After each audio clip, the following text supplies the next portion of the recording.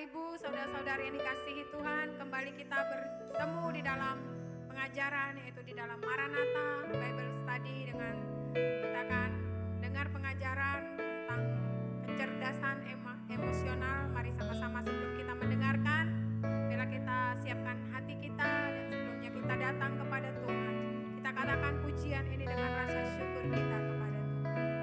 Terima kasih Tuhan, terima kasih, Engkau baik bagi setiap kami. Terima kasih terutama di dalam hidup ini, meninggikan nama Yesus. Yang terutama di dalam hidup ini, memuliakan namanya. Haleluya, haleluya,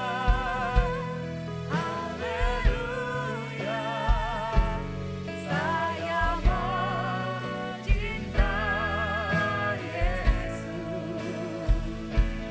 Haleluya, haleluya, saya mencintai Yesus. Katakan kepada Tuhan Yesus. Yang terutama di dalam hidup ini, meninggikan nama Yesus. Yang terutama di dalam hidup ini, memuliakan namanya. Haleluya, haleluya,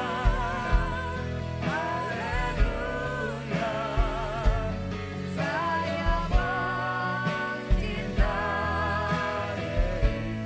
Haleluya, haleluya, saya mencintai Yesus.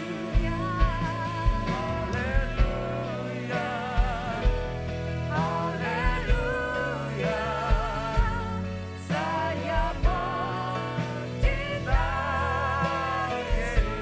Haleluya,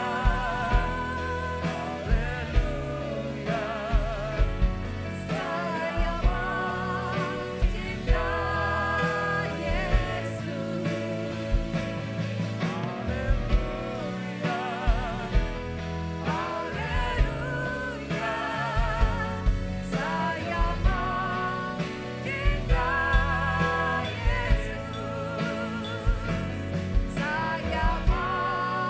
Yesus. Saya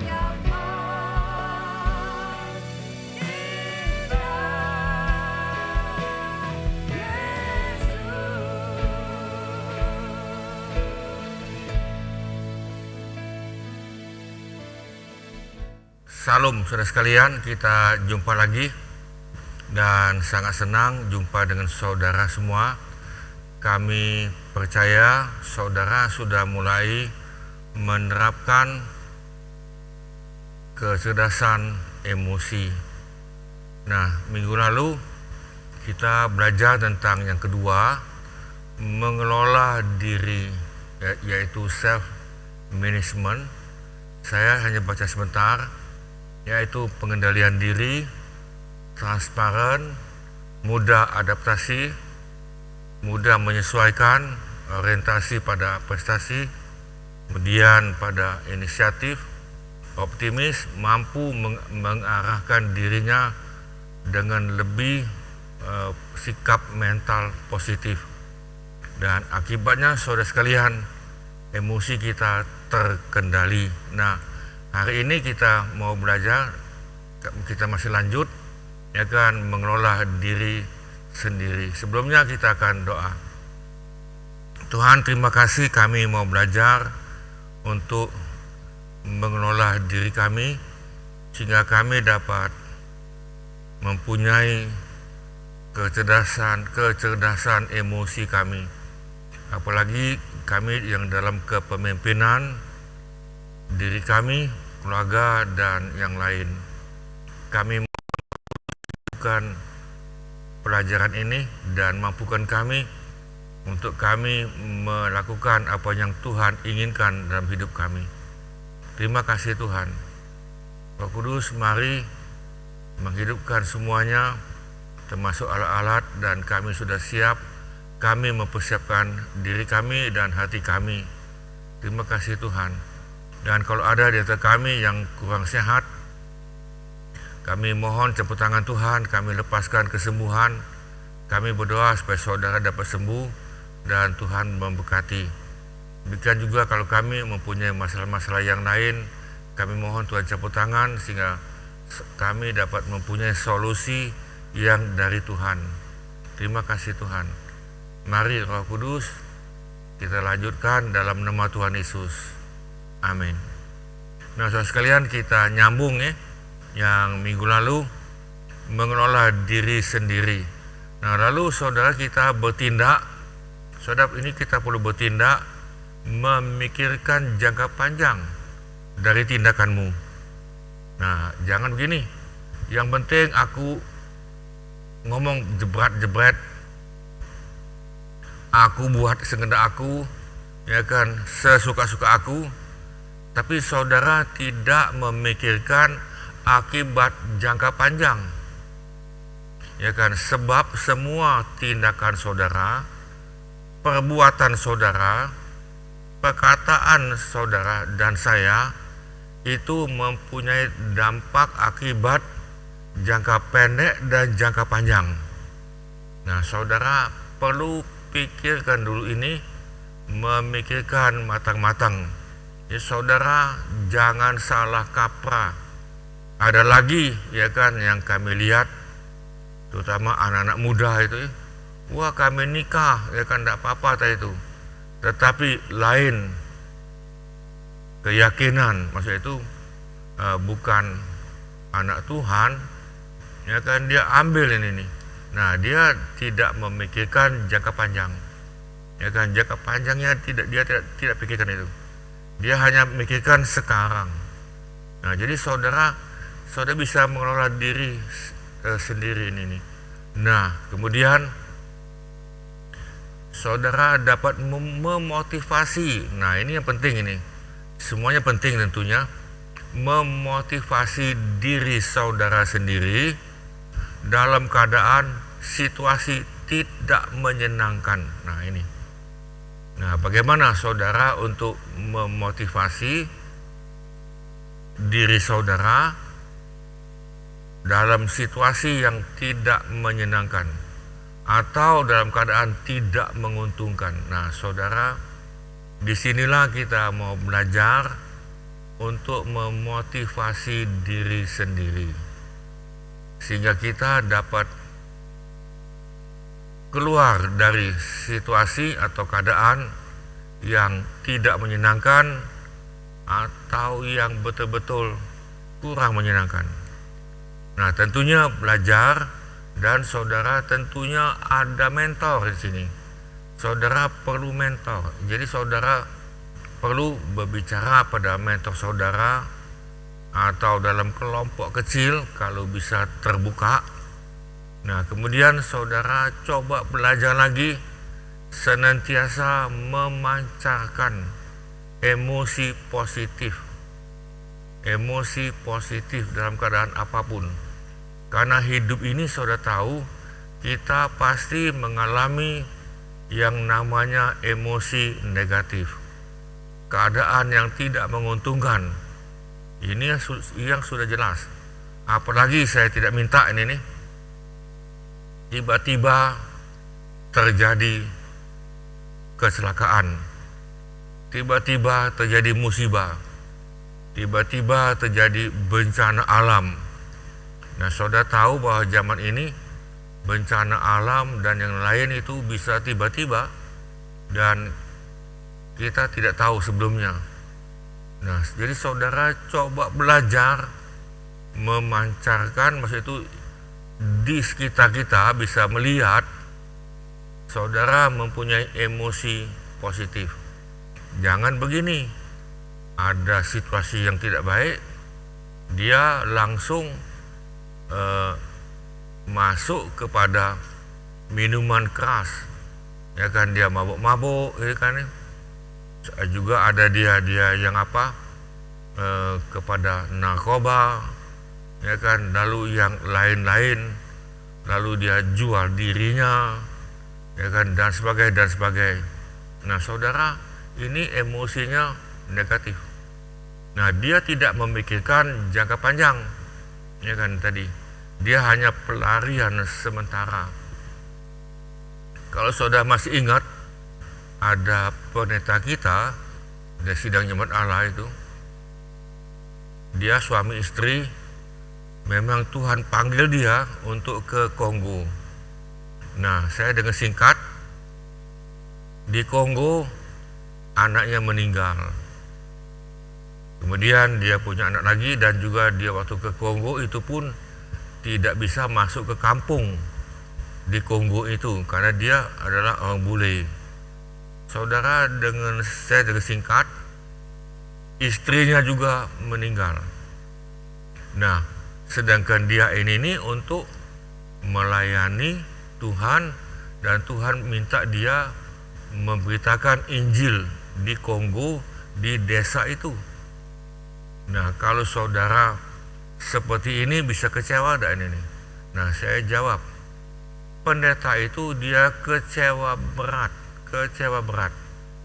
Lalu dia pulang ke Amerika, anaknya yang kecil itu dia berikan kepada saudara dia, lalu dia menghilang, ya kan, dicari-cari, tidak tahu hilang, tidak tahu kemana.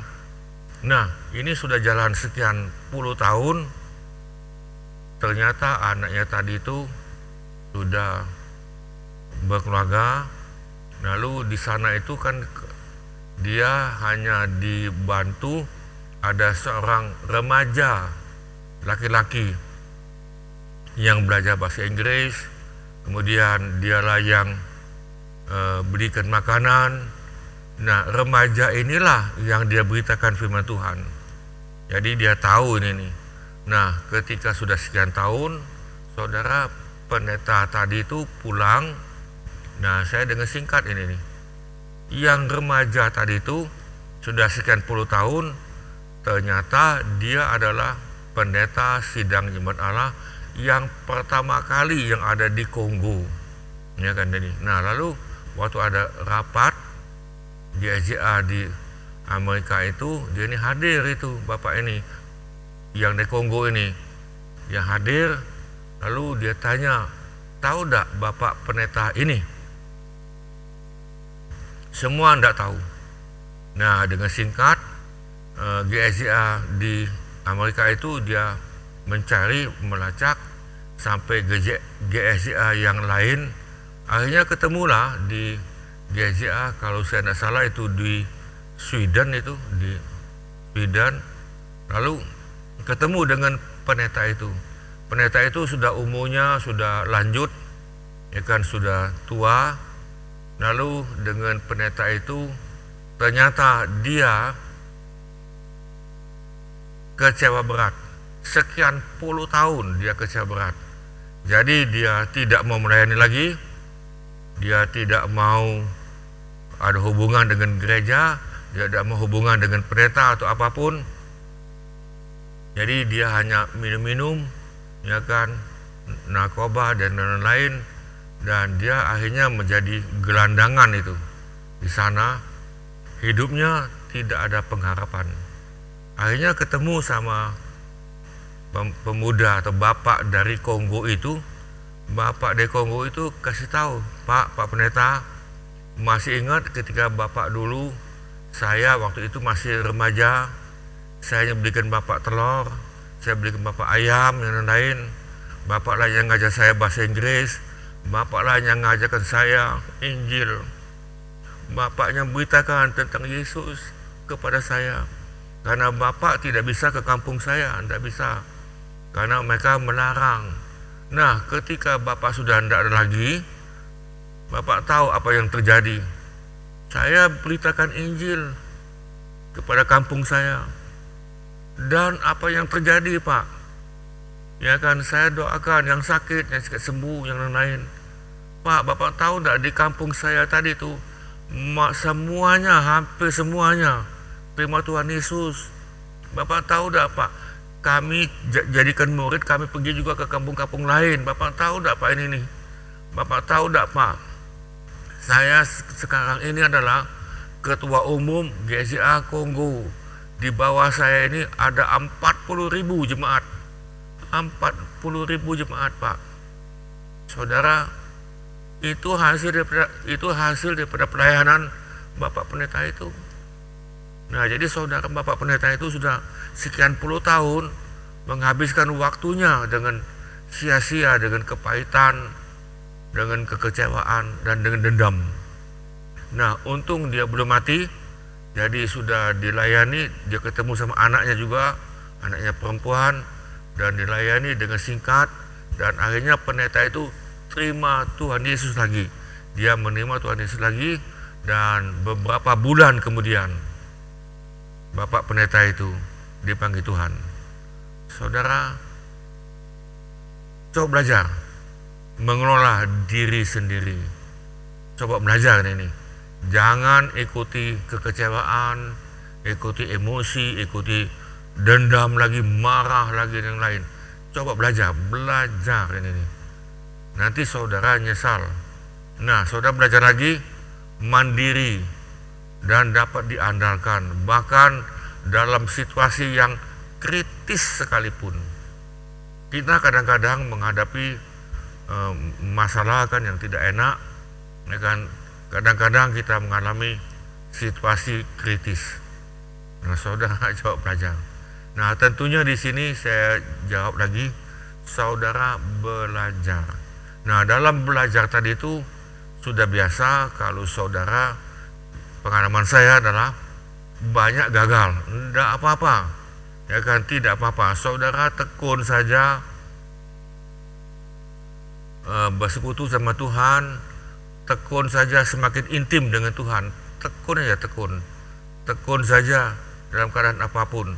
Karena kita yang namanya anak Tuhan itu tetap kena disiplin, kena arahan. Saudara masih ingat lagi dengan Rasul Paulus, bagaimana dia mau dibunuh oleh orang Yahudi sendiri, bukan orang luar itu.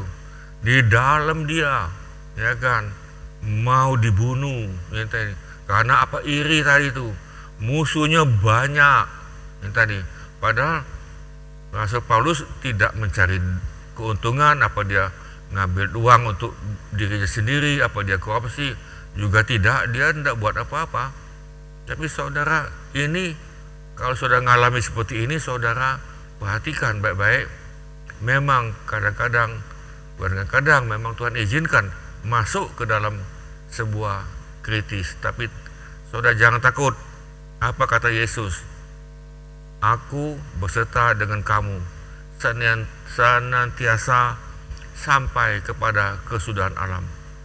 Jadi saudara jangan takut, Tuhan di dalam saudara dan saya. Bisa katakan amin.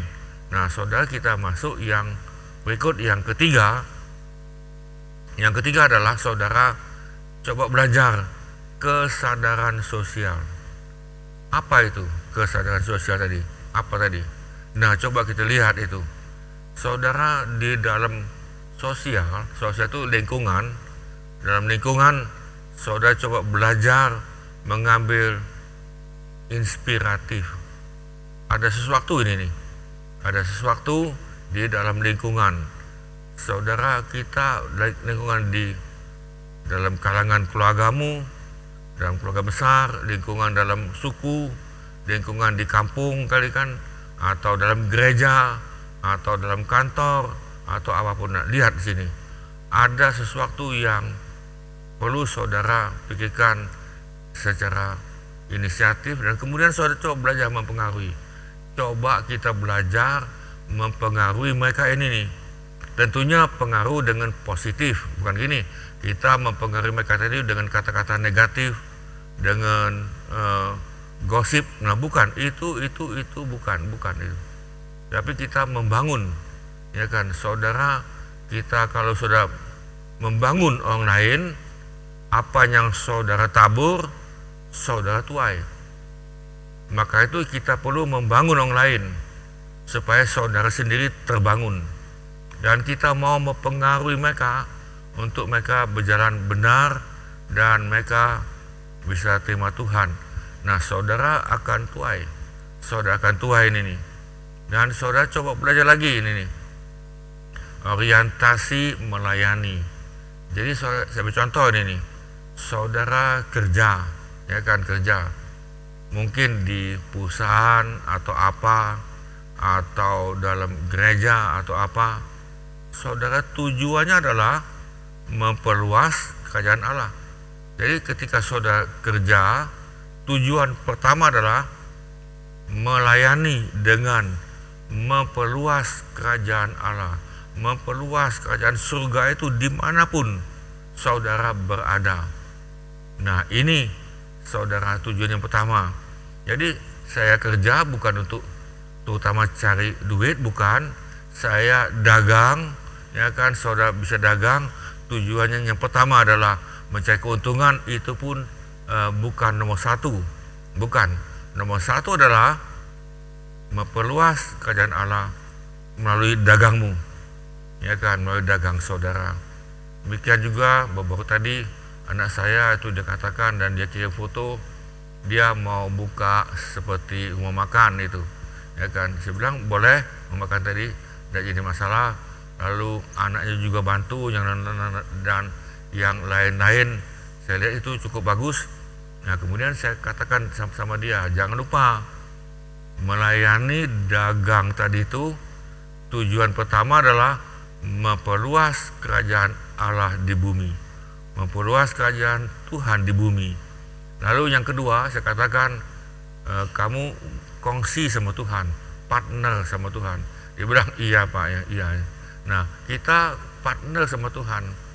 Nah, kalau kita ini ada partner kongsi sama Tuhan, saudara perhatikan ini, yang partner kita, kongsi kita Tuhan, dan kita memang perusahaan itu adalah untuk memperluas pelayanan dan pujian Tuhan, pasti Tuhan berkati. Ini sudah pasti ini berkati. Kalau toh Tuhan tidak berkati juga ya tidak apa-apa, tapi tujuan kita sudah beda.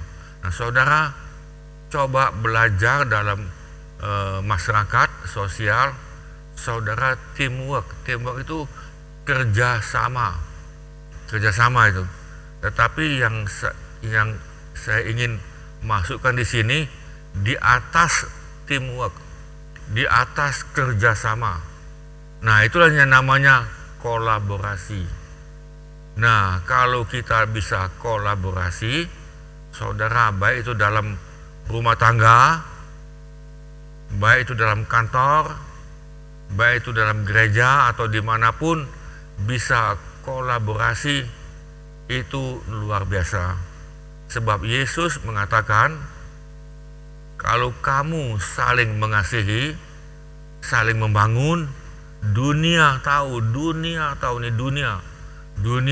bahwa kamu adalah murid Yesus, ya kan. Nah, tetapi kalau kita saling cakaran, saling berantem, ya kan, seperti ilmu kepiting. Saudara tahu ilmu kepiting itu, ya kan. Saudara tahulah di dalam baskom ini, ya kan, karena waktu saya masih kecil, mama saya itu pernah beli kepiting itu, dia taruh ke dalam baskom, kemudian tidak ada tutup di situ kan. Kemudian saya lihat lagi, jangan-jangan ini kepiting ini bisa keluar dari baskom itu, ya kan. Jadi saya amati, yang satu ini naik, ini kan, yang satu ini bawa naik, yang dia bawa suruh dia turun semua, ya kan. Naik lagi, yang bawa suruh dia turun. Nah, ini namanya bukan teamwork, bukan. Ini bukan namanya kolaborasi, bukan. Saling menjatuhkan, ya kan. Kamu udah bisa, ya kan. Aku yang bisa ini. Kamu tidak mampu, aku yang mampu. Jadi saling menjatuhkan. Kalau model ini, dunia tahu bahwa kamu adalah muridnya setan, ya kan. Saya ngomong langsung ini, kamu adalah muridnya setan, saling menjatuhkan. Tetapi kalau kita bisa teamwork, ya kan, saling membangun satu yang lain, dunia loh ini, dunia akan tahu bahwa kamu adalah murid Yesus. Jadi saudara, coba belajar kepada teamwork dulu, ya kan, apalagi dalam rumah tangga. Kalau bisa kolaborasi, wah luar biasa ini, luar biasa. Rumah tangga itu bahagia, ya kan, tanpa diminta. Ini nih, saya mau contoh lagi nih, ya kan, tanpa diminta. Seperti kami dari keluarga yang kurang mampu, ya kan, ketika saya masih SMP, ya kan, di rumah kami itu saya lihat kotor itu kan nih. Kadang-kadang mama saya yang bersihkan, ngepel, nyapu, ya kan. Nah, karena papa saya kan dia pulangnya agak sore, mama saya pun sekali-sekali dia keluar karena dia lagi mencari usaha tambahan. Dia buat kue, karena dia buat bikin permen segala macam itu kan. Nah, saya tidak diminta tidak diminta. Rumah tadi itu kotor, saya sapu, saya pel, dan saya sapu, saya pel tadi itu bukan seminggu sekali, tiap hari. Ketika saya pulang dari sekolah, ya kan, saya makan dulu, ya kan, mama saya sudah siapkan. Kadang-kadang dia ada di rumah, kadang-kadang tidak ada. Ya, saya makan, sudah makan, saya langsung ambil sapu, ya kan, ambil kain pel, saya pel semua dari depan sampai belakang. Kemudian di pinggir itu ada kebun kami itu kan, ada daun-daunnya jatuh, saya sapu lagi, ya kan, saya lihat lagi. Kadang-kadang itu sudah seminggu, sebulan, rumput itu tinggi, rumput itu. Nah, jadi saudara, saya kebetulan ada ada tebas namanya itu kan, ada parang gitu untuk rumput, saya rumput, ya kan. Nah, kemudian ada lagi nih, saya lanjut lagi nih, saya lihat baju, ya kan, baju mama saya, adik-adik saya tadi belum dicuci itu, belum dicuci, ya kan, tanpa diminta saya cuci, ya kan, saya sikat, ya kan, saya belajar untuk kalau istilah Palembang itu dikucek itu, gini kan, itu saya lihat mama saya dulu, oh gini, saya sikat lagi kan, yang lain, oh ya model gini. Nah, sudah, kemudian saya jemur itu. Nah, kalau mau hujan, saya angkat lagi ini kan. Nah, saudara, kemudian kalau sempat ini nih, saya gosok itu, ya kan, saya setrika baju tadi. Nah, saudara, ini perlu namanya kolaborasi. Itu dalam rumah tangga yang tadi. Nah, demikian juga dalam gereja sama. Nah, saudara, tanpa diminta dah melayani, ya kan, tanpa diminta langsung. Jangan begini, hari ini bukan jadwal aku ini nih, jadi dia tenang. Oh, itu jadwal bapak itu pakai dasi. Sebetulnya bukan jadwalmu, tetap pakai dasi, ya kan, tetap duduk di depan melayani, mungkin nyambut tamu, mungkin ini kan yang lain. Nah, saudara, itu namanya kolaborasi. Kemudian dalam gereja perlu apa tadi? Oh iya, ini dalam pembangunan tanpa diminta, saudara, ini saudara sanggup beli semen mungkin hanya 1 sak, ya belilah 1 sak, enggak apa-apa itu, ya kan. Bisa beli hanya 10 batu bata, ya belilah, ya kan, berikan itu. Nah, ini namanya kolaborasi. Jangan begini, oh itu bukan urusan saya itu tuh, oh, bapak itu bukan ini, itu urusan Pak Pendeta lah, dia yang mau bangun, aku enggak. Nah, itu namanya saudara, coba belajar kolaborasi. Bisa katakan amin. Nah, saudara, lalu ini artinya membangun, ya kan. Nah, mempunyai kepekaan. Nah, saudara, coba belajar mempunyai kepekaan terhadap perasaan orang lain. Kalau saudara ngomong begini, perasaannya bagaimana? Kalau saudara ngomong gosip, perasaannya bagaimana? Kalau saudara ngomong fitnah orang lain, saudara tahu enggak apa perasaannya? Ya kan ini. Nah, saudara, coba belajar ini. Coba belajar kepekaan terhadap perasaan orang lain. Nah, ini namanya kesadaran sosial. Lalu apa lagi? Coba belajar lagi dapat membaca situasi. Situasi ini dibaca, lalu kita menyesuaikan dengan situasi yang ada. Contoh lagi ini nih, kalau saudara lihat di dalam lingkungan tadi itu kan ya,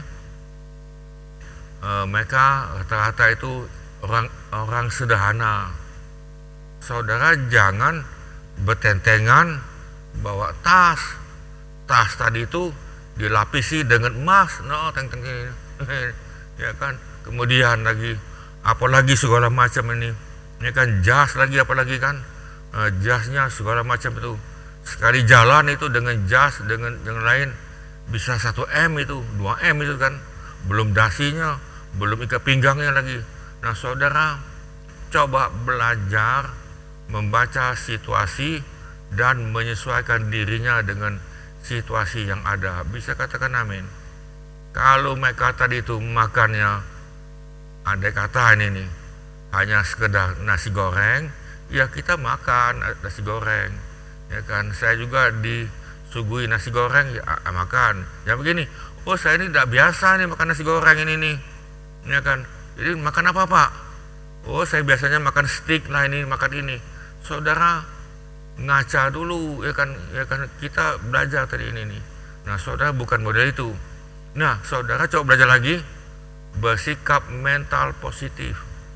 Ini diulang-ulang ini nih, bersikap mental positif dan jangan mencap atau menghakimi orang lain.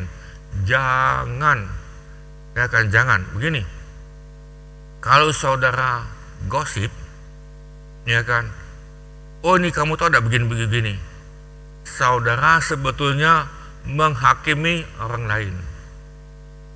Ini menghakimi orang lain, saudara tahu tidak hukumannya? Sangat berat, sangat berat. Yang menghakimi manusia hanya Tuhan. Yang menghakimi, Alkitab sudah katakan dengan jelas, yang menghakimi orang lain itu adalah haknya Tuhan, haknya Tuhan. Apalagi menghukum orang itu adalah haknya Tuhan. Jangan. Kalau saudara mengambil haknya Tuhan, artinya saudara kudeta. Kudeta. Tuhan, kau tuh bodoh, tahu enggak itu? Tahu enggak kau ini bodoh? Ini nih bukan model gini, ya kan? Saudara menghakimi istrimu kadang-kadang, ya kan, suamimu, orang lain, pendetamu. Tuhan ini bodoh, ini tidak bisa ini. Saudara sudah menghakimi, engkau kudeta dengan Tuhan. Tuhan tahu tidak Tuhan? Tuhan itu bodoh, aku ini pintar ini nih. Ya kan, masanya model gini. Nah, saudara, hukuman kudeta itu hukuman mati. Nah, saudara coba belajar nih, nah sini. Coba belajar ini nih. Apalagi gini, saudara menghakimi dan menghukum salah satu ini nih di antaranya. Sudah aku keluar dari gereja itu, aku keluar karena pendetanya begini-begini. Saudara sudah hakimi dia, sudah menghukum dia. Terlampau berat. Saudara terlalu berat. Nanti hukuman yang saudara terima. Saya bukan mengancam, saya bukan menakut-nakuti, bukan. Baca Alkitab, baca Perjanjian Lama, baca Perjanjian Lama, baca Perjanjian Baru. Ya kan, ketika saudara belajar nih, kalau saudara belajar betul, sebetulnya bukan model itu, bukan. Nah, jadi saudara sekalian ini coba belajar, jangan mencap, menghakimi orang lain dan menghukum orang itu. Ini namanya kesadaran sosial. Kita jangan membuat kegaduhan dalam sosial. Saudara, kalau kita membuat kegaduhan dalam sosial, kalau dilaporkan ke polisi atau yang lain, saudara kena itu. Karena itu membuat kegaduhan dalam masyarakat. Kena itu ada undang-undangnya. Jadi saudara coba belajar lagi nih, belajar. menghargai pendapat dan masukan orang lain, walaupun itu salah, walaupun itu bertentangan. Ini coba belajar ini. Saya pernah gini, ini dalam gereja ini ada pemimpin, saya katakan eko Tuhan itu kan ada itu kan, eko Tuhan itu jalan sempit, bukan jalan lebar, itu jalan sempit. Dan sudah dijelaskan, sudah dikhotbahkan kepada jemaat tadi kan, jalan sempit dan bukan jalan lebar. Sudah tahu dah ini. Adanya pemimpin datang pada saya, Pak, saya tidak bisa terima itu, tidak bisa. Saya tidak bisa terima jalan kepada Tuhan, kan jalan keselamatan itu sempit, tidak bisa terima. Seharusnya lebar itu, ya kan, biar banyak yang masuk. Saya jawab dengan dia, saya bilang yang pemilik surga itu bukan saya. Pemilik surga itu Tuhan. Tentunya Tuhan mempunyai caranya. Saya contoh lagi ini nih. Bisa enggak kita pergi mau kunjungan ke rumah? Ya kan, enggak usah jauh-jauh ini nih. Misalnya rumah wali kota, ya kan, langsung gedor rumahnya, Pak saya mau datang ini. Tidak bisa kan, depan itu kan ada protokol, ya kan. Tentunya dia tanya, Bapak mau ketemu dengan Pak Wali Kota, boleh, ya kan. Tapi sekarang Pak nih, sekarang ini saya mau ketemu, bisa? Tidak bisa itu, tidak bisa, ya kan. Protokolnya akan lihat, tidak bisa, karena Bapak sudah ada jadwal. Kalau mau dia lihat di buku, oh ya boleh, kalau mau minggu depan, ya kan, jam sekian, jadi dengan urusan apa. Nah saudara begitu, ya kan, bikin juga kita ke kantornya, tidak bisa saudara. Nah apalagi ke surga hidup kekal, itu bukan kita punya loh ini. Nah jadi saudara, walaupun dia tadi itu berbeda pendapat dengan saya tetap menghargai. Saya bilang, Pak coba Bapak ulangin lagi, ya kan, coba Bapak pikir-pikir lagi ini kan, ya kan, siapa tahu ini kan. Nah saudara, saya juga pernah ajarkan pada jemaat bahwa kita GSI ini adalah ada nilai itu, cinta Tuhan, rendah hati, jujur dan rajin. Nah yang jujur ini tidak bisa terima. Saya tidak bisa terima jujur ini nih, ya kan. Zaman ini kalau jujur nggak dapat duit, ya kan. Dagang kalau jujur nggak dapat duit, dia bilang tuh, kita mesti tipu sini tipu situ baru dapat duit ini nih. Terus saya jelaskan, ya kan, saya dulu dagang pun jujur, pembukuan hanya satu, tidak ada pembukuan dua, tidak ada, ya kan, dengan kongsi buku lain, dengan pemerintah bukunya lain, tidak ada. Nah kemudian saya diberkati. Saya ambil contoh lagi itu tadi kan, seperti ada kawan kami kan yang ada di Jakarta, dia agen sebuah spare part, dia agen spare part itu dengan merek ini. Ketika datang mobil segala macam, bisa tidak dia berikan spare part yang palsu? Karena spare part dia yang asli itu mahal. Bisa kalau dia mau, tapi dia tidak mau. Dia ngomong itu, ini ada spare part ini harganya sekian. Bagaimana kalau spare part yang murah itu? Dia bilang dia tidak jual. Dia tidak jual dan dia ngomong dengan terus terang, spare part ini harganya sekian, ongkos bengkelnya sekian. Pertanyaan saya, orang itu bangkrut? Saya jawab enggak. Saya berikan pandangan, orang itu tidak bangkrut, bahkan yang antri itu banyak. Masalahnya jujur itu adalah nilai yang langka, sebuah nilai sangat langka hari ini nih. Kalau sangat langka itu pasti berharga, pasti mahal. Nah saudara, walaupun itu bertentangan saudara, kami menghargai pendapat dia dan masukan orang itu. Jadi saudara jangan ributan, ya kan, lalu berantem itu kan. lalu saling menuntut masuk ke pengadilan, ya itu namanya terlalu pinter itu. Jadi saudara bukan itu. Nah, jadi saudara coba belajar, ya kan, ini saya ulang lagi, coba belajar untuk bersikap mental positif yang lain. Nah, saudara, kita lihat firman Tuhan. Apa kata Lukas 6? Kita lihat Lukas 6 31. Dan sebagaimana kamu kehendaki supaya orang perbuat pada kamu, perbuatlah juga demikian kepada mereka. Maksud gini, kalau kamu tidak mau dicaci maki, tidak mau nih. Kalau kamu tidak mau digosipi atau difitnah orang lain, kamu jangan buat, ya kan? Jangan buat itu. Nah, saudara, artinya kalau kita kembali kepada hukum Taurat, ya kan, atau sudah diperingkas dalam ada 2 hukum itu, kasihilah sesama manusia seperti kamu mengasihi diri kamu sendiri. Jadi kita perlu saling mengasihi sesama manusia, sesama ini nih. Bukan satu gereja saja, bukan, ya kan? Ini beda gereja berantem, ya kan? Bukan itu kan?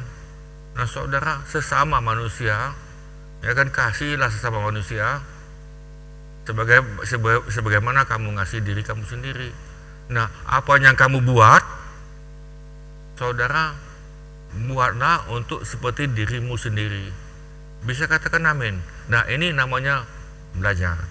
Coba belajar dan minta Roh Kudus pimpin saudara. Firman Tuhan yang pimpin saudara. Itulah sebabnya saudara perlu ada mentor tadi. Ada mentor yang saling membangun itu tadi. Nah, lalu kita masuk yang keempat, ya kan, kemampuan saudara yang keempat dalam mengelola kecerdasan emosi, ya kan, kecerdasan emosi. Nah, di sini yang dikatakan mengelola hubungan, ya kan. Nah, ini hubungan. Hari ini kalau sudah pengen tahu hubungan manusia dengan manusia, tambah lama bukan tambah baik, tambah lama tambah renggang, tambah tidak baik hubungan. Nah, itulah sebabnya sampai ada sebuah mata pelajaran lagi tentang hubungan, sebuah mata pelajaran itu, ya kan, mereka yang kuliah ini nih. Nah, saudara, hubungan di sini, ya kan. Nah, bagaimana kita mengelola hubungan, atau dalam bahasa Inggris itu dikatakan social management. Jadi mengelola dalam hubungan yang tadi. Nah, saudara, hubungan ini adalah suami istri, hubungan orang tua dengan anak, anak dengan orang tua, anak dengan kakek, dengan nenek. Hubungan ini hubungan rumah tangga dulu yang saya bicara ini nih. Kemudian diperluas hubungan dengan tetangga, hubungan dalam kerja, ya kan, dengan majikannya atau yang lain. Kemudian dalam gereja juga sama, hubungannya dengan pendetanya atau yang dalam mentornya atau dalam sel. Nah, saudara, coba belajar ini. Kita mau belajar tentang hubungan. Nah, kenapa hubungan ini sangat rentan hari ini nih, saudara? Kalau saudara lihat dalam Alkitab, itu ada suatu planet namanya Absintus. Absintus itu kepahitan.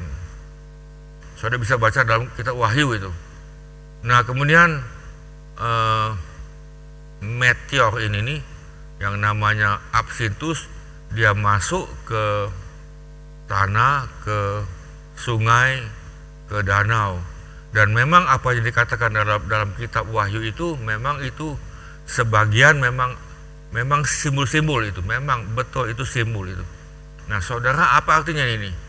Artinya ini saudara, bahwa dari dulu, ya kan, bahwa di bumi ini terjadi kepahitan. kekecewaan. Hidupnya pahit, kata-katanya pun pahit, perkataannya pahit, tulisannya juga pahit. Dia tulis dalam WA juga, WA-nya juga pahit. Semuanya pahit ini nih. Nah, saudara, ini sedang terjadi, dan hebat-hebatan dalam kitab Ibrani mengatakan lagi, pahit itu adalah akar semua. Bukan hanya kejahatan, tetapi karena pahit dia bisa mengenai di bidang seks. Karena pahit dia bisa di bidang menghancurkan yang lain-lain. Nah, itu di dalam Ibrani sudah jelas. Jadi saudara, ini sangat bahaya, saya katakan tadi. Saudara, di samping yang nomor 1, 2, 3, yang keempat ini saudara perlu kita kelola. Nah, kita lihat ini. Nah, saudara bisa ada empati terhadap masalah dan kesulitan orang lain. Saya tidak bicara simpati. Contoh ini, saudara melihat gelandangan, mungkin itu pemulung, mungkin ya kan, mungkin tunawisma, nggak ada rumah, mungkin saudara simpati, oh kesian nih, aduh kesian nih, ya kan, kesian ini, ya kan, apalagi ada yang minta-minta, aduh kesian nih, saudara kasihlah. Saudara kasih itu berapa besar, saudara berikan dia tadi berapa banyak, ya kan? Apakah saudara berikan dia 1 juta, ya kan? Apakah saudara berikan dia 5 juta? Kita kesian, sekedar kesian, mungkin cuma 5.000, mungkin, ya kan, mungkin 10.000, ya kan, mungkin juga 1.000, karena kita agak sulit memberi. Kenapa sulit memberi? Karena saudara anggap uang itu milikmu. Saudara anggap uang itu milikmu. Padahal kita ini selama bernafas, uang itu kita pegang. Sudah tidak bernafas lagi, uang itu mau diapain? Jadi itu bukan milikmu sebetulnya. Nah, tetapi kalau kita bisa empati, saudara, kita bisa rasakan hidupnya. Waduh, dia ini menjadi gelandangan nih, kenapa ya? Kenapa dia menjadi tunawisma, tidak punya rumah, yang lain. Nah, mungkin saudara tanya bagaimana saya sudah sekian tahun itu, ya kan, di depan rumah kami ada yang gelandangan gitu, ngoseh-ngoseh lagi, kadang dia nyanyi, ya kan, saudara, saya deketi, saya ajak ngobrol, bapak itu kan. Nah, demikian juga ada di tempat lain, saya tanya. Intinya adalah mereka ini mempunyai keluarga. Intinya semuanya mempunyai keluarga. Ini pengalaman kami yang kami sudah lihat. Mereka punya keluarga. Saya tanya, keluarga kamu di mana, Pak? Waduh, jauh-jauh itu. Ini kan jauh-jauh. Kemudian waktu saya di Jakarta, saya pernah tanya, Pak, punya keluarga? Ada. Di mana? Dia sebutkan itu jauh itu. Nah, lalu bapak kesini ngapain? Ya kan? Nah, lalu dia jawab itu. Dia katakan begini, pada waktu itu ada yang mau beli rumah saya, ladang saya ada yang mau beli, ya kan. Lalu anak saya tadi yang lain juga senang, lalu kami jual untuk anak kami, ada yang dagang lain. Jadi semuanya tadi itu, nah bapak ini hanya dapat sebagian. Nah, saudara, apa yang terjadi? Ya kan, pekerjaan dia belum dapat, tetapi uangnya habis. Nah, saudara, daripada dia minta-minta di kampung dia atau di kota dia pindah ke kota lain, ya kan, dia pindah ke kota lain. Lalu saya tanya dia, Pak, kalau bapak ke kota bapak, ya kan, berapa, ya kan, uangnya? Bapak ada duit enggak? Dia jawab itu ada sedikit, ya kan. Berapa uang bapak? Ya kan, uangnya sedikit ini nih. Andai kata ini nih, bapak ada uang tadi, mau pulang apa enggak ini nih? Ya kan, saya pernah tanya itu, bapak mau pulang apa enggak? Ada yang jawab itu, saya kalau mau pulang, keluarga saya tidak tahu lagi di mana, karena dia tidak pakai HP kan, zaman dulu kan, tidak punya HP dan lain. Aku juga tidak tahu tadi kan. Saya juga pernah ketemu ada ibu-ibu itu sudah tua itu, ya kan. Dia bilang, Bu, ibu sudah lama di sini, sudah lama itu. Nah akhirnya ibu tuh kami layani untuk dia terima Tuhan, dan kami dia tinggal di gubuk reot yang banjir dan bau. Nah kami pergi, kami berikan dia apa yang kami bisa untuk dia makan, yang lain. Kami beritakan Injil dan dia terima Tuhan.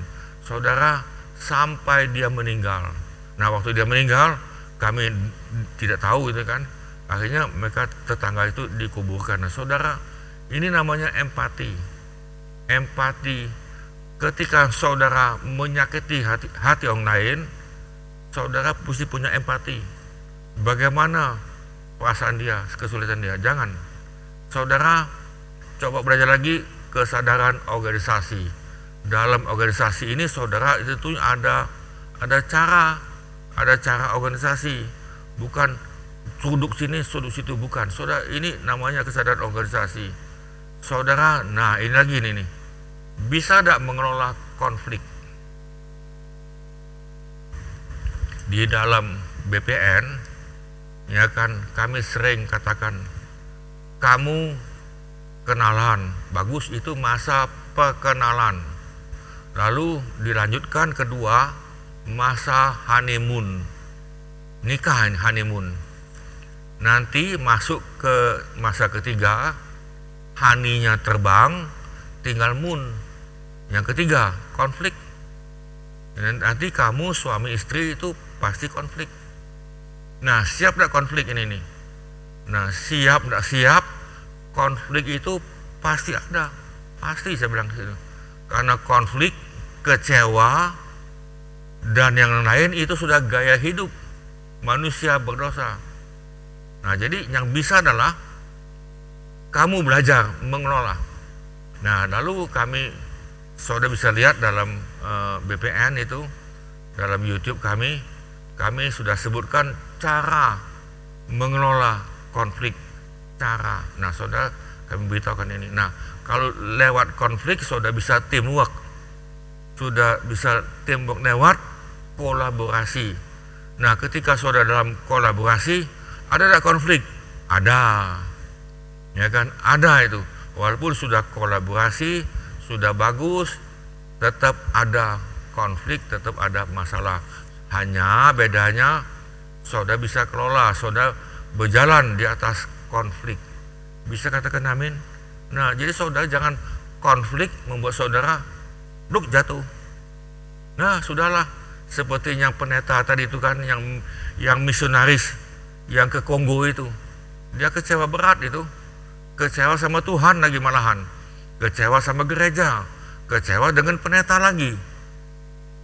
Nah, saudara, akhirnya ya untung detik-detik terakhir, menit-menit terakhir dia bisa terima Tuhan lagi.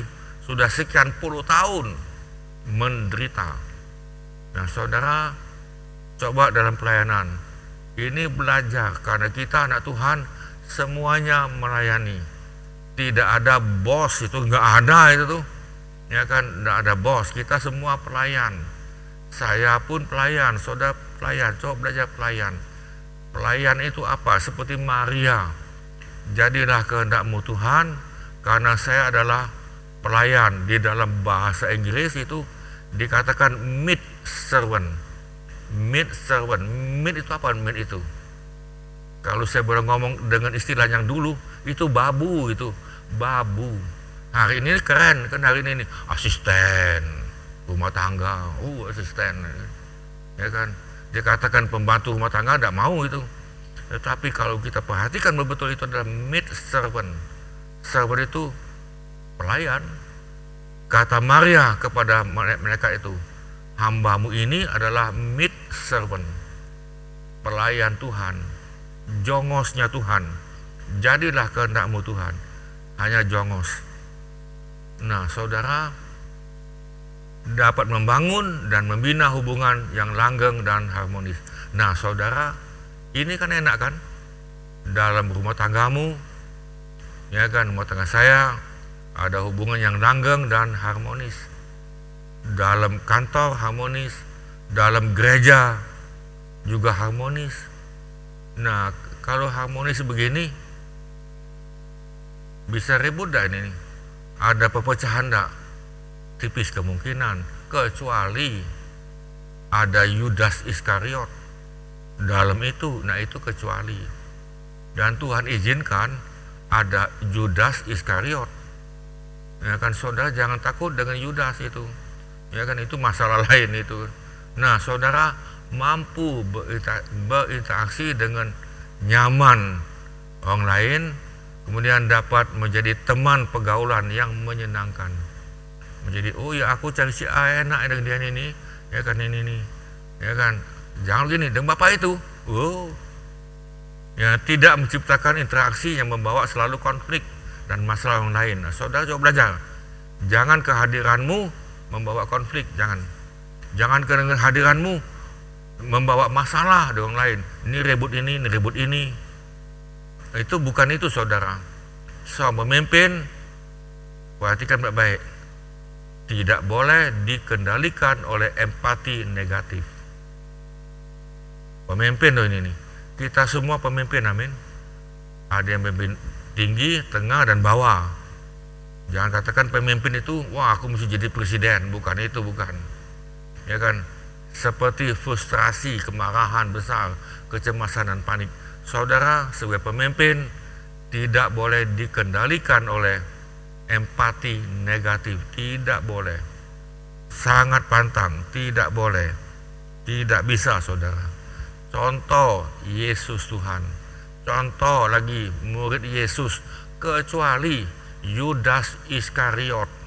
Yudas Iskariot dipimpin oleh empati negatif, frustrasi, kemarahan besar, cemas, dan dia cinta uang. Sudah, kita stop dulu di sini, nanti kita sambung lagi minggu depan. Kita doa. Tuhan, terima kasih apa yang kami belajar ini biar kami dapat terapkan dengan pertolongan Roh Kudus dan oleh firman Tuhan dan oleh mentor yang ada pada kami. Pakai kami Tuhan menjadi saluran berkat untuk memberkati akan keluarga kami, lingkungan dimanapun kami berada, terutama kalau kami dalam gereja, kami dapat menjadi berkat Tuhan. Kalau kami saling membangun, dunia akan tahu bahwa kami adalah murid Yesus. Tuhan, kami memberkati kami yang ikut, biar kami semuanya menjadi murid Yesus, semuanya menjadi pelaku firman, semuanya diberkati oleh Tuhan, semuanya kami Tuhan berkati dan Tuhan urapi ketika kami di dalam pelayanan, ketika kami menyampaikan firman Tuhan, ketika kami memberitakan Injil yang lain. Tuhan urapi kami semua, dan biarlah kami jaga hidup kami, biar kami tetap setia sampai langkah kami yang terakhir. Kami berkati semuanya di dalam nama Tuhan Yesus, kami mohonkan semua. Yang percaya katakan amin. Amin, saudara sekalian. Sampai jumpa lagi minggu depan. Tuhan berkati. Amin.